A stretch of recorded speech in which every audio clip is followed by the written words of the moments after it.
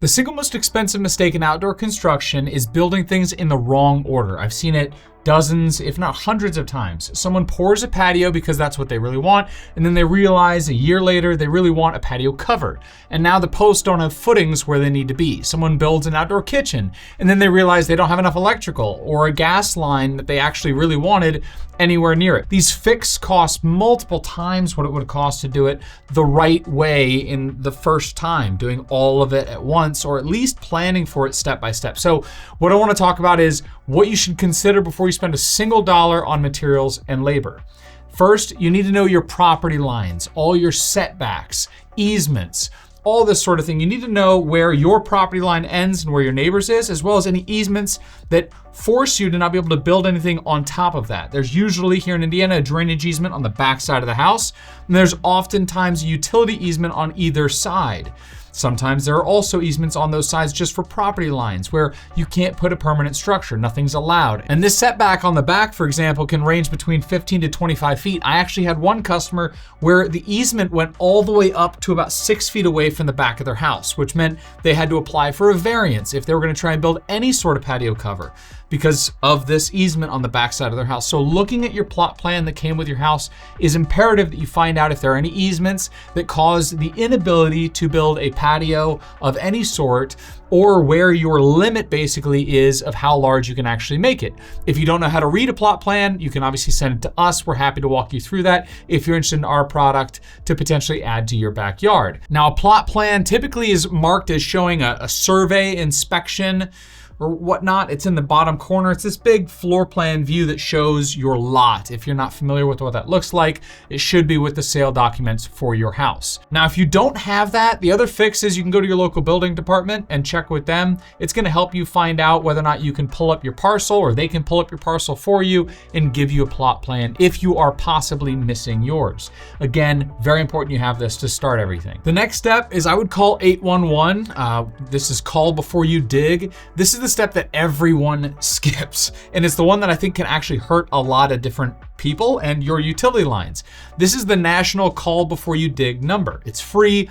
It's a law in every state. When you call, utility companies will come out within 2 business days and mark the ground where your underwater gas, electric, water, and sewer, or often telecom lines, are buried. These show you exactly where you can or can't dig for footings, fence posts, or any excavation. If you're doing a plan of pulling a gas line, you need to know what other utilities are preventing you from pulling a gas line in a particular orientation. Same thing for electric. So you really want to make sure that you do this, because hitting a gas line can cause a serious explosion. Electric line can kill you or anyone that's hitting it. Hitting a water main floods your yard and you have to pay for the repair. None of this is hypothetical, by the way. This happens constantly for a lot of people because they just don't call this number. So if you're hiring a contractor, verify they've called 811 before they dig anything at all. It's their legal obligation, but it's your property. So you need to make sure you get the confirmation number, or at least know and trust that this person's actually doing it. Plus, you'll see outside in your yard all the paint lines where everything's getting marked out.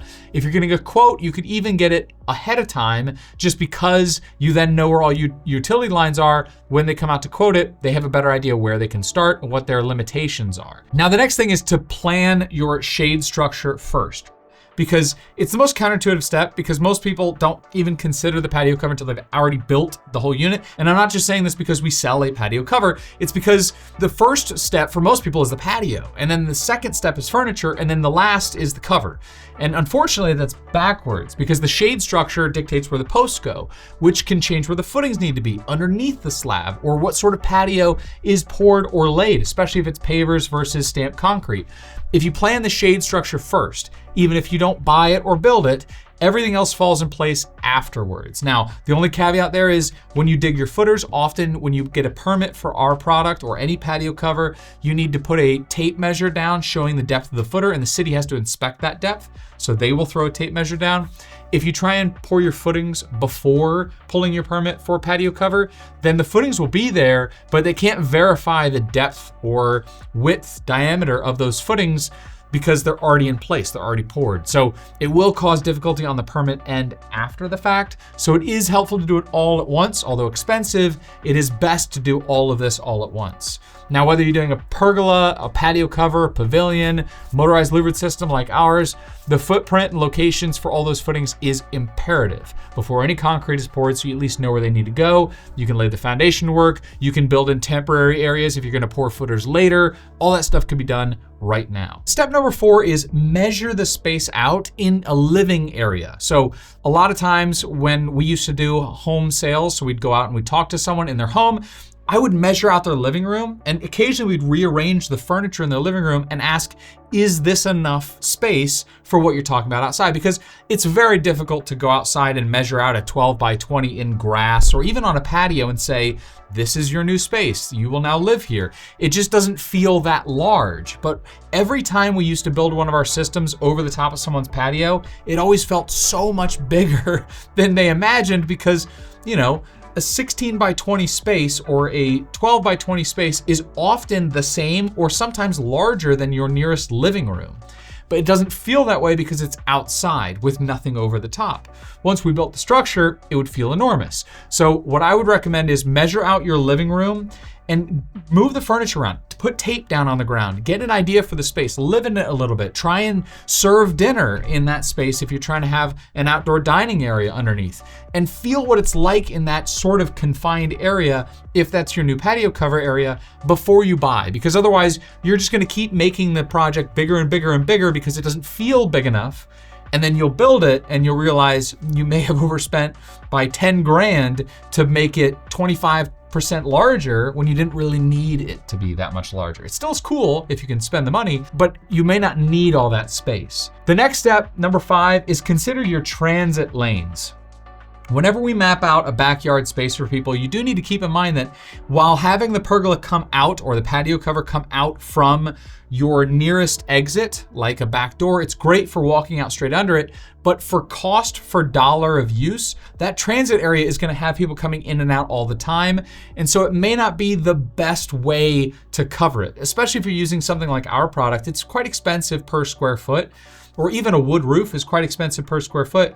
And that first few feet next to that door will never be anywhere you could put a couch or a chair because that's where people walk. And so you are paying to cover an area for people to walk. Now, if you want to walk out underneath and if it's raining, you don't get rained on, then I understand that. But there are other potential solutions that can cover a walkway that may not be the exact same as what you want to cover the dining area, especially if you have a pool and you want it a little further away. You may not need both. Sometimes the one further away is the only one you need, or figure out a walkway to get there or a different transit path. But consider transit paths and the way people are gonna move around the space anytime you map something out, just to get an idea of what space is gonna be used for walking and sitting, where a couch could sit or couldn't sit. Mapping it all out in a scaled area is, again, really helpful for just overall planning. When you think through flow, not just think about the back door where people are coming in and out, but also think about where your grill is. If it's opposite of the patio, all the way further away, and you're making 20 trips back and forth to grab what you need to from your kitchen to bring it out to the grill, you might be conflicting with people that are also trying to get through that same space. So knowing where you have everything, considering if you're gonna be setting up a traffic jam on accident all evening, the best outdoor spaces have defined zones: cooking, dining, lounging, fire feature, and a natural flow between them. Everyone's gonna have to visit the bathroom. So knowing you're gonna have people coming in and out of that back door and placing things far enough away from each other in the right orientation for where people are gonna be accessing the most often makes things flow a lot easier and makes things seem a little less scattered randomly. Sketch it out. Use painter's tape on the ground or just normal stakes and string. Set up chairs and a table in the actual space so you can live with it a little bit before you commit to the layout, because this costs you so little money. It's just time. But it's a common design regret I hear all the time, which is, I wish I put the kitchen over here or I swapped the grill over there because it makes more sense. So mapping it out and taking time with that, not just trusting the person you're working with, is always the best place to start.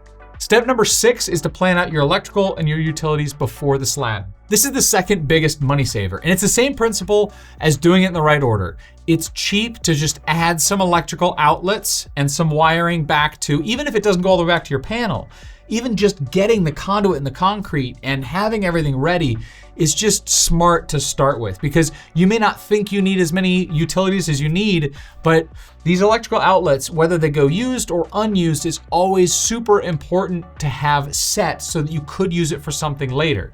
Low voltage landscape wire is typically much easier, but gas lines and electrical lines are just so nice to have some conduit running underneath that slab, because you're not gonna be able to put it in after the fact. So having it ahead of time is always the best method. If you do it ahead of time, it could be $200 to $300 per circuit. If you do it after, it could be $2,000 to $3,000 per circuit. So, or you have the terrible surface mount conduit running all along your concrete, which you're not gonna want. So again, consider end case use and over plan as much as possible to keep these costs low long term. Okay, the next step here is to get your patio slope correct. You need the slope away from the house. Standard 1/4 inch of fall per linear foot is what you typically see. That means on a 12-foot deep patio, there's gonna be about 3 inches lower by the end of the unit.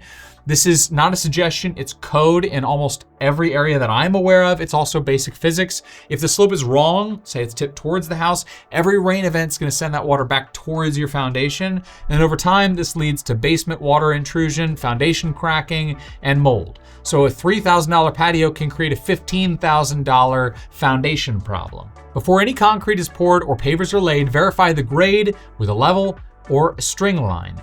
After the pour, put a ball on the surface and have it roll towards the end of the slab. If it's towards the house, you've got a problem. If you're hiring a contractor, put the drainage slope specification in the contract so the patio should slope a minimum of a 1/4 inch per fall linear away from the primary structure. Have that written, signed, measured as a non-negotiable. Also consider where the water goes once it leaves the patio. If it's pooling next to a fence line or running into a neighbor's yard or going into a whole new area where you plan to plant a bunch of stuff, you may overwater those plants that you were going to end up planting there. So you need to consider where the rain's eventually gonna go and what's gonna be around that periphery, or if you want everything going to drainage tiles, like you're gonna build a patio cover and you want a whole cut out, let's say an R base plate, and you want everything going into a drainage tile, into conduit that then goes all the way out to the edge of your yard.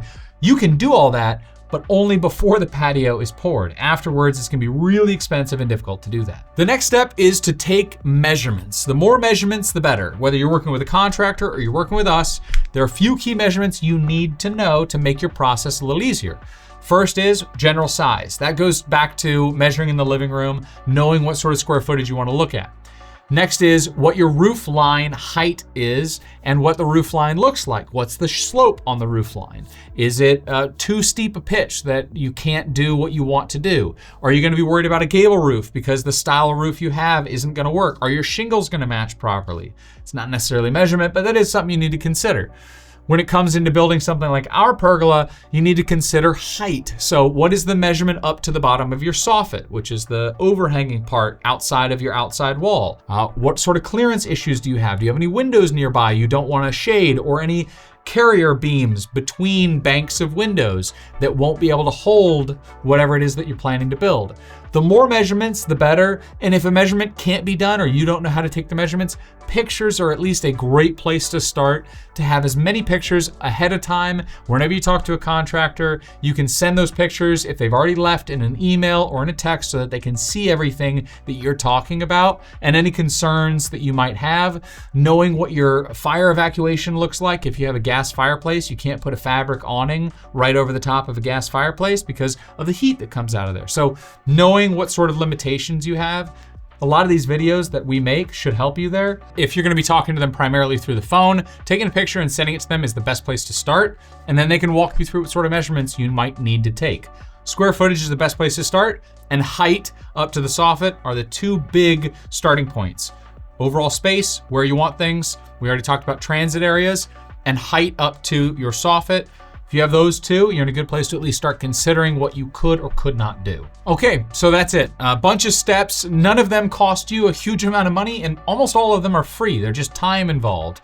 Know your setbacks, call 811, plan your shade structure first, plan your electrical before the slab, get the drainage right, know how people actually move through the space, consider what you want to do eventually, add all these outlets, do everything in the right order, because before you start construction, you should know what you want it to look like in 5 to 6 years now to avoid any of these expensive headaches later. Subscribe if you want to see more content like this. Otherwise, I'll see you in the next one. Take care.